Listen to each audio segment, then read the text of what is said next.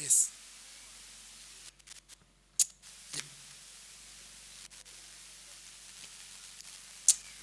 Dusome mu izina rya Yesu Kristo. On va lire au nom de Jésus. Matthieu 4, 1 à 7. Buno Yesu aduganwa na mwemuye. Buno Yesu adugana na mwemu mu bugaragwa ngo ageragezwe n'umugwanizi. Amaze iminsi 40 n'amajoro 40 yisonzesheje. Abona gusonza. Umugeragezi aza kuri we ati ni wabura umwana w'Imana bwira y'amabuye acika imitsima. Aramwishura ati vyanditswe ngo umuntu ntatungwa n'umutsima gusa ariko ngo atungwa n'ijambo ryose riva mu kanwa k'Imana. Buno mugwanizi amujana mu gisagara cera amuhagarika ku gatwe k'urusengero aramubwira ati ni wabura umwana w'Imana ikororere hasi kuko vyanditswe ngo azokuragiza abamarayika biwe nabo bazokuramira mu maboko yabo ngo kumbure ntutsitare kwibuye. Yesu aramubwira ati vyongeye handitswe ngo ntukagerageze uhoraho Imana yawe. Amen. Amen. Amen. Amen. Amen. Jésus part dans le désert. Yesu yagiye mu butayu mu bugaragwa. Il est guidé par le Saint-Esprit. Yarayowe ntamwe mu yera. Et pendant 40 jours dans le désert, il va jeûner. Imisi 40 yaragize amafungo. Ce jeûne, Uko kugira amafungo, uko kwiyiriza, cette retraite dans le désert, uko kwiherera mu butayu,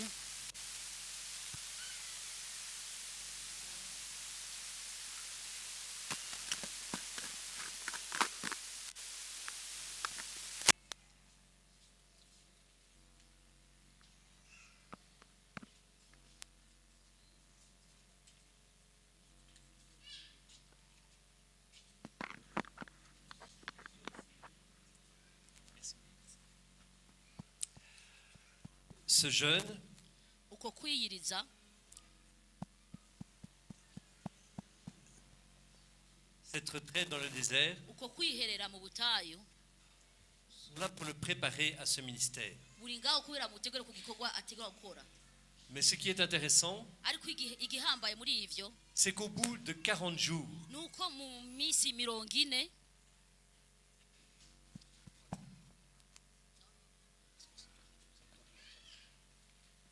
au bout de 40 jours, mu misi 40 c'est Satan qui vient le chercher. ni Satani yaje kumurondera.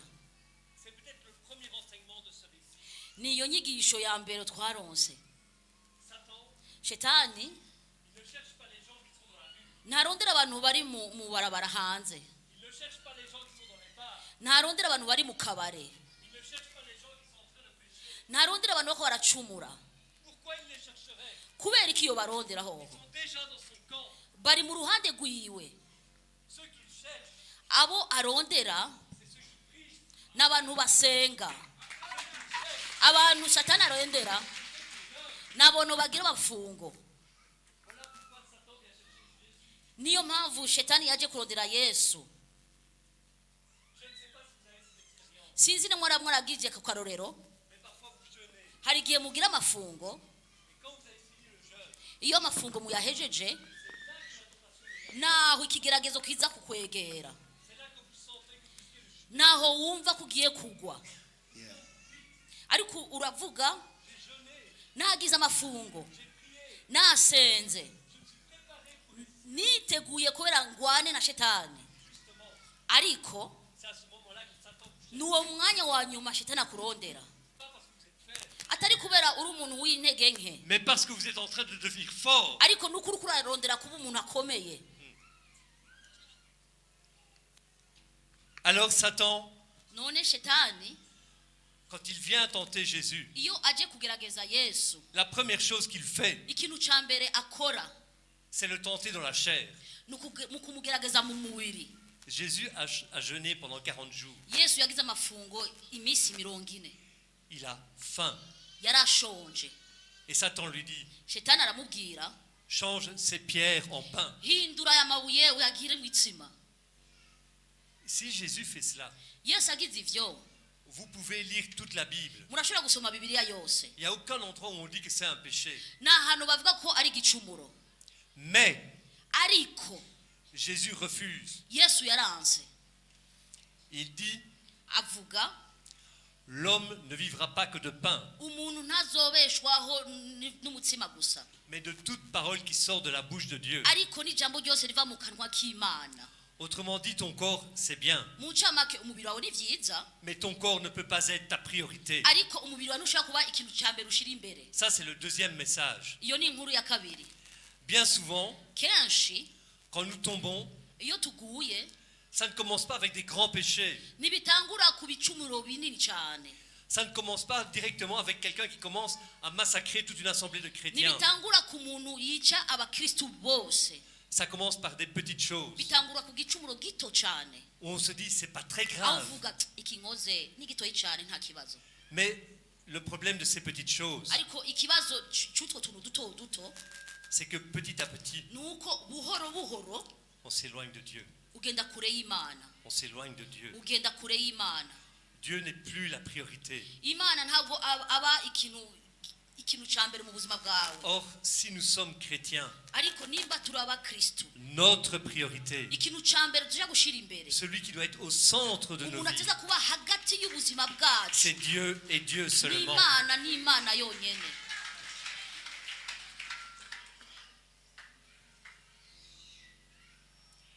Parce que si Dieu est au centre de ma vie, kuko imana iri hagati y'ubuzima bwanje, s'il est vraiment au centre, nimba imana iri hagati mu buzima bwanje by'ukuri, il éclaire toute la maison. aca amurikira ahantu hose mba ndi, Toutes les pièces de la maison, ahantu hose nzoba ndi, même les endroits dont moi j'ai honte. Même les endroits dont moi j'ai honte. n'ibintu jewe nifuza kunyegeza, Mais parce que lorsque Dieu éclaire, ariko kubera imana iyo imaze kumurika ce qui était la honte, ikintu cyari ikintu giteye isoni, il peut le transformer en gloire. arashobora kugihindura keba ikintu cy'icyubahiro.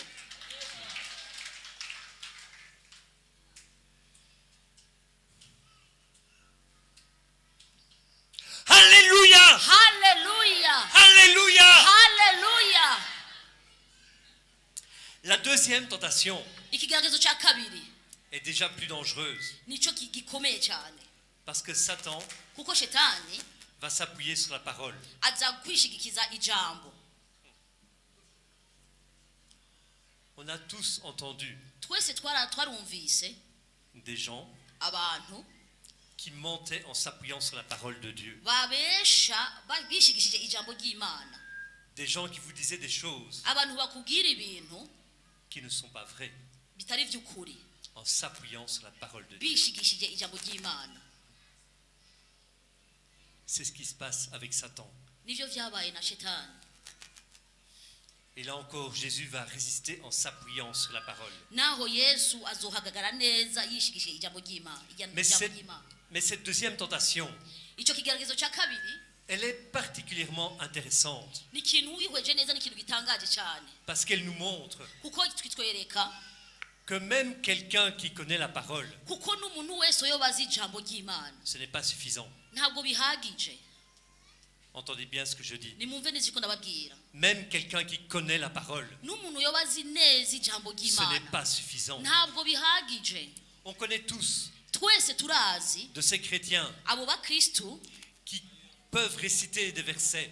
ashobora kuvuga ibice by'ijambo ry'Imana, Quand vous les entendez parler, mwumvise ko aravuga, ils connaissent la Bible mieux que tout le monde. bazi Bibiliya kurusha abantu bose. Et on trouve ça dans les chrétiens, dans les pasteurs. Ivyo murashobora kubisanga mu bakristu no mu bapastori, Mais ariko ils sont exactement comme Satan. bameze cyo kimwe na shetani, Ils connaissent la parole, bazi amajambo mais ils ne l'appliquent pas. ariko ntibabishyira mu bigaragara mu bikorwa. Si tu veux résister à Satan, Nimba ushaka guhagarara neza uhangana na shetani, prends exemple sur Christ. fata akarorero kuri Kristo, Connais la parole menya ijambo ry'Imana et applique-la. hama ubishyire mu ngero, Applique la parole. ubishyire mu ngiro. Jésus n'a pas vaincu Satan uniquement parce qu'il connaissait la parole. Yesu ntiyatsinze shetani kubera gusa yarazi ijambo. Il a vaincu Satan parce qu'il connaissait et il appliquait la parole de Dieu. Yesu yatsinze shetani kuko yarazi ijambo kandi yarabishyira no mu ngiro. Si tu comptes seulement sur tes forces pour résister à Satan, nimba wizeye gusa inkomezi zawe kubera uhangane na shetani, vous savez, murazi Satan, il était là avant le grand-père du grand-père du grand-père de mon grand-père. shetani yari ngaho imbere ya sogokuru na sogokuru na sogokuru na sogokuruza. Il a des milliers et des milliers d'années d'expérience Afise ubumenyi bwinshi kurusha abantu bose pour creuser les trous dans lesquels nous allons tomber. kugira yimbe ibinogo tuza kugwamwo. Il sait exactement comment il doit le creuser. Arazi neza ukuntu yobikora.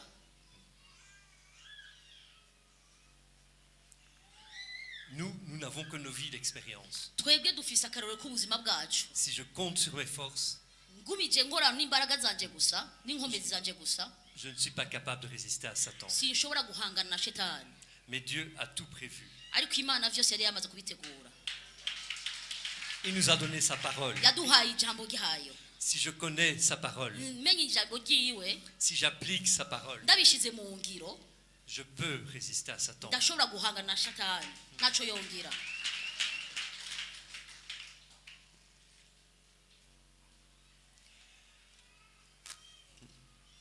Connaître et appliquer la parole de Dieu. Kumenya no gushira mu ngiro ijambo ry'Imana.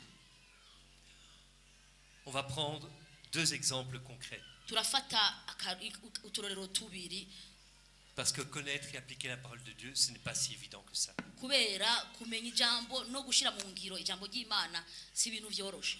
On va lire Matthieu 6, Dusome Matayo 6 les versets 14 et 15. umurongo wa 14 gushika kwa 15. Matthieu 6, Matayo 6 les versets 14 et 15. umurongo 14 gushika kwa 15.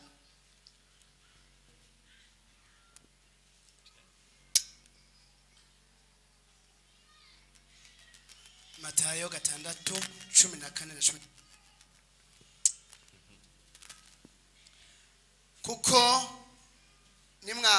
kuko nimwaharira abantu ibyaha byabo, na so mu ijuru azobaharira namwe. Ariko nimutaharira abantu ibyaha byabo, na so nawe ntazoharira ibyaha byanyu. Amen.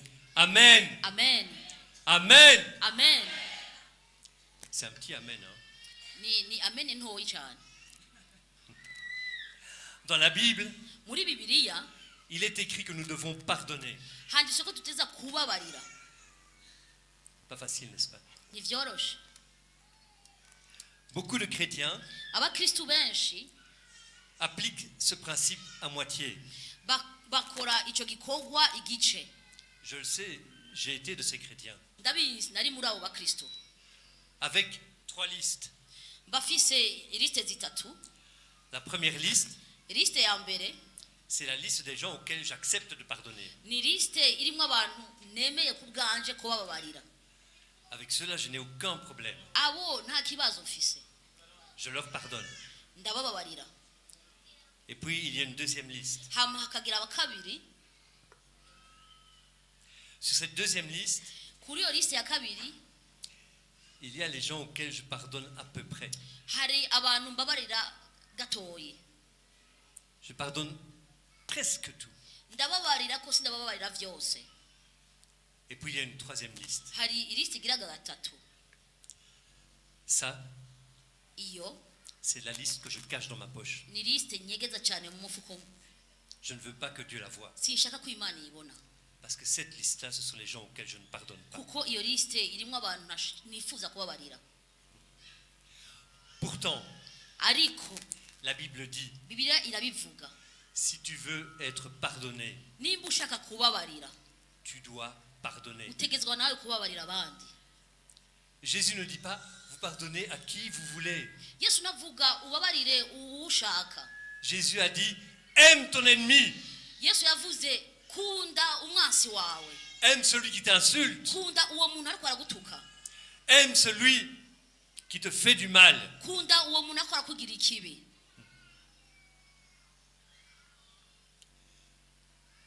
C'est difficile de pardonner.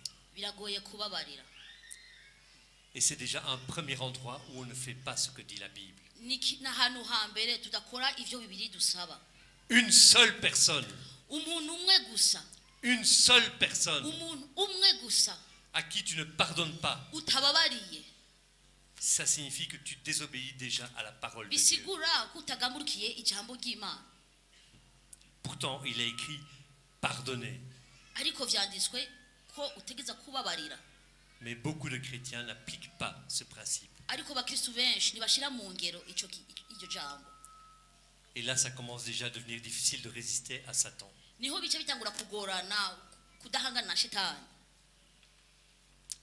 Je pourrais continuer en parlant de l'amour. Ndashobora kubandanya ndabaganiriza kuvyerera urukundo. Des gens que nous choisissons d'aimer. Abantu dufata dutora bamwe bamwe kubera dukunde. Et des gens que nous choisissons de ne pas aimer. N'abandi turaba twavuga uyu sindamukunda. Pasteur, Pastor, vous avez peut-être une église où l'amour règne partout. usanga ufise isengero hari urukundo riri hose. Mais Ariko je vais parler des églises où j'ai travaillé. ndashaka kubaganiza ku mashengero aho ntakoreye. Il y a des églises Hari amashengero où deux personnes ne peuvent pas s'asseoir côte à côte aho usanga abantu babiri mu rushengero baticara hamwe parce qu'elles ne s'aiment pas. kubera batakundana hagati yabo.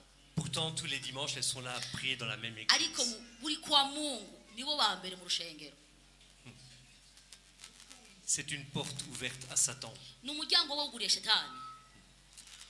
En ne pardonnant pas, Utababariye dans votre vie, vous ouvrez une porte à Satan. mu buzima bwawe uba wuguriye urugi shetani. Et en ne pardonnant pas, Kandi utababariye, vous fermez la porte de l'église à quelqu'un.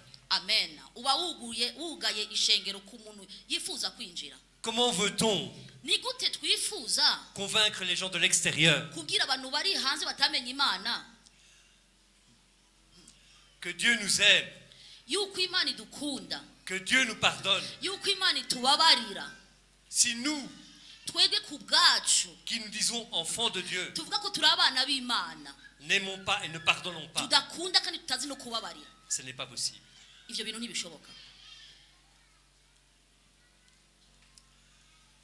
Alléluia! Hallelujah, hallelujah, Alléluia! hallelujah. Pardonner et aimer. Kubabarira no gukunda. On va continuer avec un deuxième exemple. Tubandanye n'akarore ka kabiri. C'est Matthieu 6, Ni Matayo gatandatu le verset 33. umurongo 33. Chantal sourit parce que c'est un verset que j'utilise beaucoup, Shanara twenze kuko ni ijambo nkunda gukoresha cyane. presque autant que la croix. Cyo kigwe n'umusaraba. Ce verset dit: Ijyo byo kijabo kivuga cherchez premièrement le royaume et la justice de mbere Dieu. na mbere murondere ubwami bw'Imana n'ugutungana kwayo. Écoutez bien. Mutega amatwi. Cherchez premièrement le royaume et la justice de Dieu. Mbere na mbere mubanze kwitwararika ubwami bw'Imana n'ukugororoka kwayo. Si vous lisez les versets qui viennent avant, Musome ibice bijambo biri hejuru. Jésus est en train de dire: Yesu ko aravuga ne cherchez pas la nourriture, nimurondere ivyo kurya, ne cherchez pas les habits, nimurondere ihuzu, parce que ça les païens les cherchent aussi. kuko ivyo n'abapagani barabirondera. Cherchez premièrement le royaume Mbere et na la mbere justice de Dieu. murondere kwitwararika ubwami bw'Imana n'ukugoroka kwayo. Attendez. Nimurindire gatoya. Je vais m'adresser aux parents, Ndashaka kubwira abavyeyi parce que l'exemple est facile. kuko karore karoroshe. Peu importe l'âge de vos enfants. Ntaco bitwaye imyaka abana babo bafise. Vous avez vu notre plus jeune fils, Mwabonye umuherezi wacu il a 11 ans. afise imyaka 11. L'aîné a 27 ans. Mukuru afise imyaka 27. Tous les jours, Buri munsi chacun d'entre nous, umwe muri twebwe nous prions pour nos enfants. dusengera abana bacu. Et je sais qu'avant moi, Ndazi yuko imbere yanje mes parents priaient pour moi. abavyeyi nabo bansengeye. Et quand nous prions pour nos enfants, Iyo dusengeye abana bacu, quand ils sont petits, on prie pour qu'ils ne soient pas malades. iyo bakiri bato tubasengera kubera ntibagware. N'est-ce pas? Si ukuri ivyo? Aho Quand ils grandissent, iyo batangiye gukura On prie pour qu'ils réussissent à l'école, dusenga kugira bamenye ku ishuri, pour qu'ils travaillent bien, kugira bakore neza, pour qu'ils aient un bel avenir, kugira bagire kazoza nziza, pour que plus tard ils puissent trouver du travail, kugira kure bazoshobore kuronka akazi keza, pour qu'ils se marient, kugira bashake qu'ils réussissent dans leur vie. babeho ni mu buzima bwabo neza. Et tout ça, c'est très bien. Ivyo byose ni vyiza, Mais ariko quand est-ce que je prie ni ryari nsenga pour que la foi de mes enfants grandisse? kugira ukwizera kw'abana banje gukure? Quand est-ce que je prie Ni ryari nsenga pour réaliser cette phrase de Josué? kugira nsohoze ijambo Yosuwa yavuze, Moi et ma famille, nous servirons jewe l'Éternel. n'umuryango wanje tuzokura uhoraho? Quand est-ce que je prie pour que mes enfants servent l'Éternel? Ni ryari nsenga ku bana banje bakorera Imana? Cherchez premièrement le Mbere na royaume et mbere la murondera justice de ubwami Dieu. bw'Imana no kugoroka kwayo. Ça signifie Bisigura yuko que si je prie une fois pour la santé de mon enfant, ninansenga rimwe gusa ku magara y'umwana wanje, je dois prier au moins 2 fois ntegerezwa gusenga kabiri kandi pour qu'il connaisse Dieu et le serve. kugira amenye Imana kandi ayikorere. Si je prie une fois Ninansenga rimwe gusa pour le mariage de mon enfant, ku bukwe bw'umwana wanje, je dois prier au moins 2 fois ntegereza gusenga kandi kabiri pour qu'il serve Dieu kugira akorere Imana dans son couple, mu rugo ashinze, dans sa famille. mu muryango wiwe.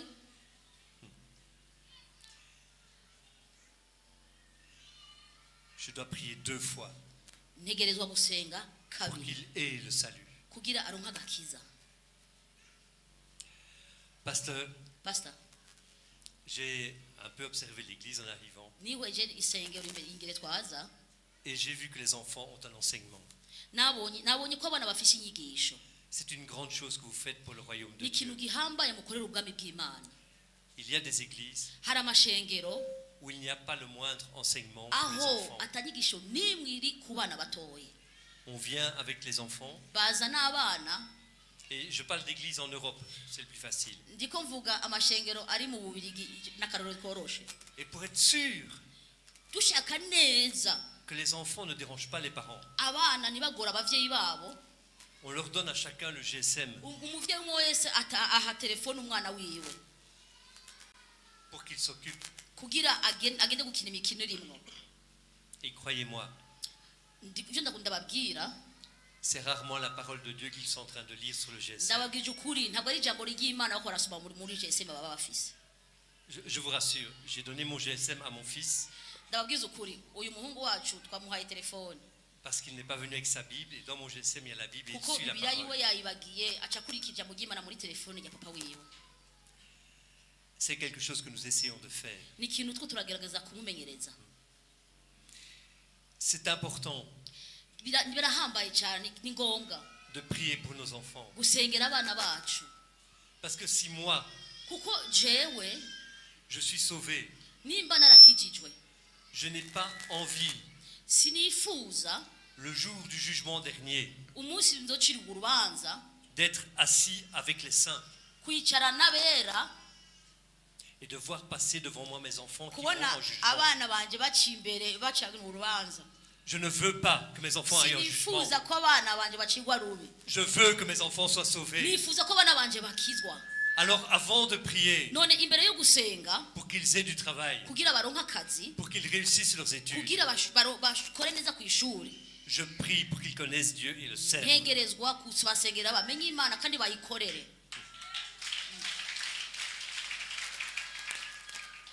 C'est aussi ça, appliquer la parole de Dieu. Nico ni ugushira mu ngiro ijambo ry'Imana, Connaître la Bible kumenya Bibiliya et appliquer. hamwe ukayishira mu ngiro. Et je pourrais continuer comme ça pendant des heures les exemples. Ndashobora kubandanya n'uturorero twinshi, Parler de nos comportements, kuvuga imyitwarire yacu, parler de choses que nous faisons que nous ne devrions pas faire. kuvuga ibintu dukora dutegereza kudakora. C'est un problème auquel nous devons travailler. Ni ikibazo dutegereza kwitwararika. Nous connaissons la Bible, Turazi Bibiliya mais nous ne l'appliquons pas. ariko ntabwo tuyishyira mu ngiro. Permettez-moi de vous poser une question. Ndashaka kubabaza akabazo kamwe. Qui parmi vous veut vivre pour Christ? ninde muri mwebwe yifuza kubaho kuri kristo Juste en levant la main. yifuza kuba ku bwa kristo naduze ukuboko Qui parmi vous veut vivre pour ninde Christ? muri mwebwe yifuza kuba ku bwa kristo Amen. amen amen C'est une réponse ni inyishu qui me réjouit, inejeje cyane mais qui m'attriste en même temps. ariko kandi imbabaje Vouloir vivre pour Christ, kwifuza kuba ku bwa kristo c'est apparemment une bonne idée. tubiravye ni ibintu ubona ko ari vyiza Mais nos forces n'y suffisent pas. ariko inkomezi zacu ntishobora kubigeraho Nous sommes des êtres humains. turi abantu Et tant que je cherche à vivre pour Christ, mbandanya ndondera kuba ku bwa kristo je risque de rencontrer des échecs. hari igihe nohura n'ibintu ntashobora kugerako Parce que vivre pour Christ, kubera kuba ku bwa kristo ça dépasse mes forces humaines. birenze inkomezi zanje On va lire Galates, dusome mu bagalatiya chapitre 2, le verset 20. igice cya kabiri umurongo wa 20 Galates 2, le verset 20. abigalatiya kabiri umurongo 20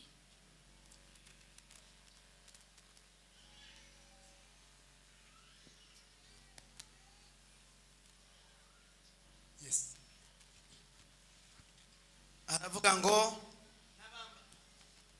nabambanywe na kristo ariko ndiho yamara si jewe nkiriho ni kristo ari muri jewe ivyo nkora vyose nkiriho mu mubiri mbikoreshwa no kwizera umwana w'Imana yankunze akanyigura amen Amen. amen Amen. amen Alléluia. hallelujah Alléluia. hallelujah Alléluia. Amen. Ce n'est plus moi qui vis, c'est Ntabwo- Christ qui vit en moi. ntabwo ari je nkiriho ni kristo ari muri jewe Le jour où j'ai lu ce verset, umunsi nasoma ico gice cy'ijambo le jour où j'ai commencé à le comprendre, umunsi natahuye ico gice cy'ijambo ce jour-là j'ai compris uwo munsi namenye yuko que vivre pour Christ kubaho ku bwa kristo était impossible pour moi. ntibishobokera ku nkomezi zanje Que mes forces, toutes mes forces, inkomezi zanje zose ne suffiraient pas à moi, Jean-Paul, pour vivre pour Christ. ntizihagize kuri jewe jean paul kubaho ku bwa kristo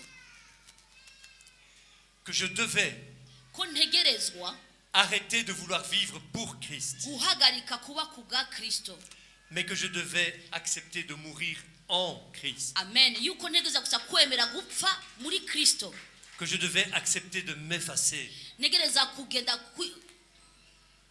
kutabaho pour que Christ kugira kristo vive en moi. ashobore kuba muri jewe Nous ne devons pas vivre pour Christ, mais par Christ. dutegereza kutabaho ku bwa kristo ariko tube biciye muri kristo Moi, je dois m'effacer, jewe ntegereza kutabaho mais Christ ariko kristo doit vivre en moi. ategereza kuba muri jewe Parce que quand Christ vit en moi, kuko iyo kristo aba muri jewe je deviens capable d'appliquer ce que dit la Bible. mba nshoboye gukora ivyo bibiri nsaba gukora Je deviens capable de pardonner. ndashobora kubabarira vy'ukuri Je deviens capable d'aimer. ndashobora gukunda vy'ukuri Je deviens capable de chercher le royaume de Dieu. ndashobora kurondera ubwami bw'imana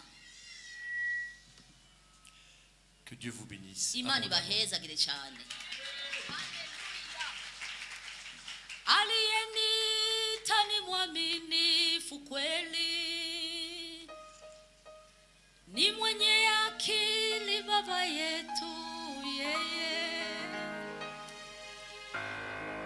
aliyenita ni mwaminifu kweli ni mwenye akili baba yetu yeye akiahidi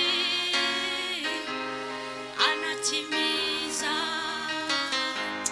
akiahidi yeye akiahidi baba anatimiza